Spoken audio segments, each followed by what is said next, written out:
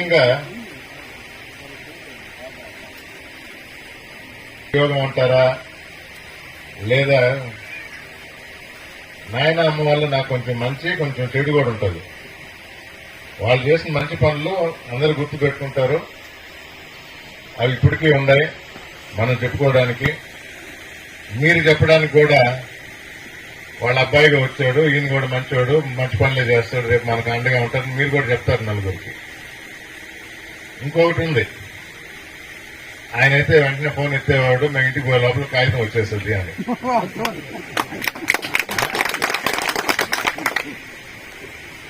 అది నేను చెప్తా ఉంటా, ఆ రోజులు వేరు, ఆయన పవర్ వేరు. కొంచెం అక్కడికి చేరతామేమో రేపు ఎలక్షన్స్ లో. ఇప్పుడు దాకా ఇంకా ఏమీ లేకుండానే ఇంత చేయగలిగాను. ఎందుకంటే రేపు రాబోయేది వైఎస్ఆర్ కాంగ్రెస్ ప్రభుత్వమే. జగన్మోహన్ రెడ్డి గారే మన ముఖ్యమంత్రి. మీరు కూడా చూసుంటారు, మీకు చెప్పాల్సిన అవసరం లేదు. మన దగ్గర కొంచెం మార్పు చేర్పులు సీట్లు అటు ఇటు అయినప్పుడు గగ్గోలైపోతుంది, ఆ నియోజకవర్గంలో ఇబ్బందులు ఉన్నాయి, వ్యతిరేక వర్గం సహకరించడం లేదు. నిన్న చూడండి, అపోజిషన్ వాళ్ళు వాళ్ళ లిస్ట్ రిలీజ్ చేశారు, ఉన్న ఫ్లెక్సీలు చింపేస్తా ఉండరు, బూటకలతో తంతా ఉండరు.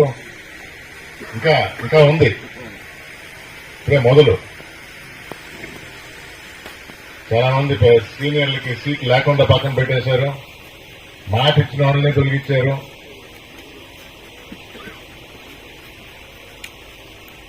నాకు మంచి మిత్రుడు విశాఖపట్నంలో ఉన్నాడు, నేను కలిసి పనిచేశాం.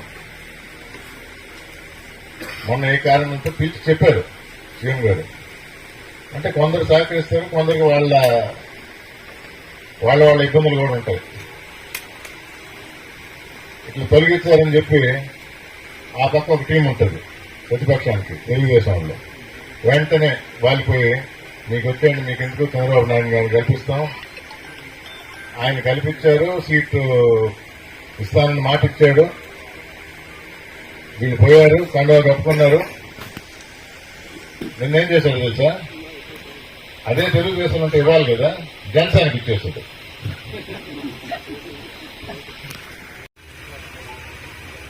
మీతో కొన్ని సచివాలయాలకు వచ్చాను, మీరు నా వెంట నడిచి మనం తిరిగాం. ఆ సచివాలయ పరిధిలో ఏదైనా ఇల్లు వదిలామా? ప్రతి ఇంటికి వెళ్ళాం. వెంకటగిరి నియోజకవర్గంలో ఆ విధంగా 76,000 ఇళ్లకి వెళ్ళటం జరిగింది. నేను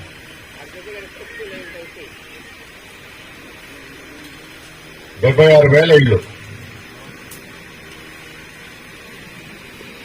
ఎందుకు చెప్తున్నానంటే, జగన్మోహన్ రెడ్డి గారు ఒక ఉద్దేశంతో ఈ ప్రోగ్రాం పెట్టడం జరిగింది. మనం చేస్తున్న మంచి పనులు ప్రజలకు వివరించి వాళ్ళకి ఆల్రెడీ తెలుసు, కానీ ధైర్యంగా పోయి ముఖ్యంగా ఏదైనా ఇబ్బందులు ఉంటే తొలగించండి అని. పెద్ద స్పీచ్ ఇవ్వడానికి కాదు, నేను ఇందాక అన్నట్టు పంచాయతీ వైపు మనం కలిసి నేరుగా ఇంకా తక్కువ గ్రూప్ తో ఇప్పటి నుంచి సాయంత్రం దాకా అది ఎంత టైం అయినా ప్రతి ఒక్కరితో డీటెయిల్ గా మీకు ఇబ్బందులున్నా, పర్సనల్ అయినా, ఊరికి సంబంధించిందైనా అన్ని మాట్లాడాలా. మరీ ముఖ్యంగా మేము వచ్చినప్పుడు నేను పలకరించలేదనేది ఒక అభియోగం నా మీద. ఇంటికి వచ్చినప్పుడు కొట్టండి, ఎందుకంటే నిజమే కదా. ఆ విధంగానే చేసుకుంటాం.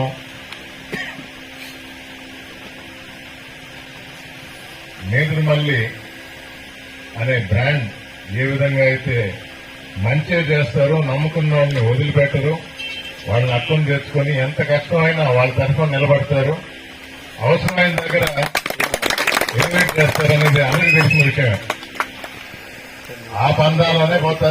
ఎందుకంటే నేను వాళ్ళని చూస్తా పెరిగి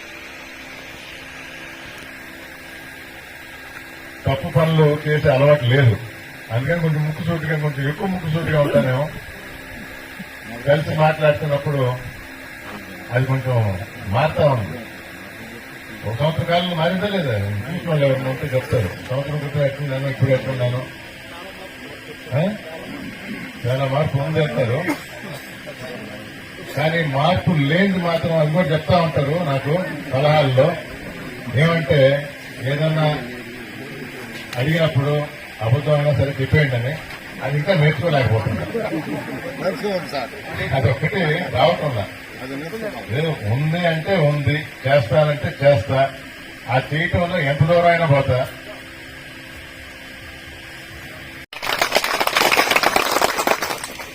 కానీ ఆయన చెప్పేదాకా నేను చెప్పకూడదని ఆ నిబద్ధత ఉంది. మీకు తెలుసుంటది ఆయన ఏ విధంగా క్రమశిక్షణ పాటించాడు. అదేవిధంగా ఎప్పుడైతే వాళ్ళు పిలిచి మీరు ఫైనలైజ్ చేశాము, మీ రికార్డ్ బాగుంది, వాళ్ళ రిపోర్ట్లో కూడా ఉంది. ఇంకొంచెం నవ్వాలంట, కొంచెం కలవాలంట, మీ రిపోర్ట్లో కదా పోయేది అక్కడికి. అన్ని బాగా చేస్తా ఉన్నాడు, కానీ కలవడం మమ్మల్ని పలకరించడం అనేది ఆ రిపోర్ట్ కూడా అక్కడికి కూడా వచ్చినాయి. మీ ఎమ్మెల్యేగా ఇంకా ఎక్కువ చేసే అవకాశాలు, మంచి పనులు చేసే అవకాశాలు గట్టిగా వాదించి పోరాడి మనకు అవసరమైనవన్నీ తీసుకుని రాగలనే నమ్మకం నాకుంది. ఎంత బాగున్నా గ్రౌండ్ లెవెల్లో మన పార్టీకి అందరూ మన సైడే ఉన్నా ఎక్కడ కూడా అలసత్వం అనేది లేకుండా మిమ్మల్ని అందరినీ కోరుకునేది ఒకటే, ఎక్కడన్నా ఊర్లలో విభేదాలు ఉన్నా కూడా వారిని కూడా కలుపుకోండి, వారిని కూడా తీసుకొని రండి.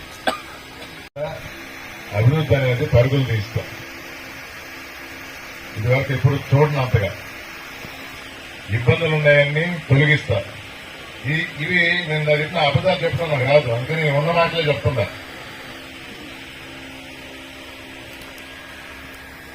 నమ్ముకున్న వాళ్ళ కోసం ఎంత దూరమైనా పోతాము. ఇచ్చిన మాట కోసం ఎవరితోనైనా ఎంత దూరమైనా పోరాడి సాధించి తీసుకుని వచ్చి మన వెంకటగిరి నియోజకవర్గాన్ని ఒక మోడల్ నియోజకవర్గంగా చేస్తాం.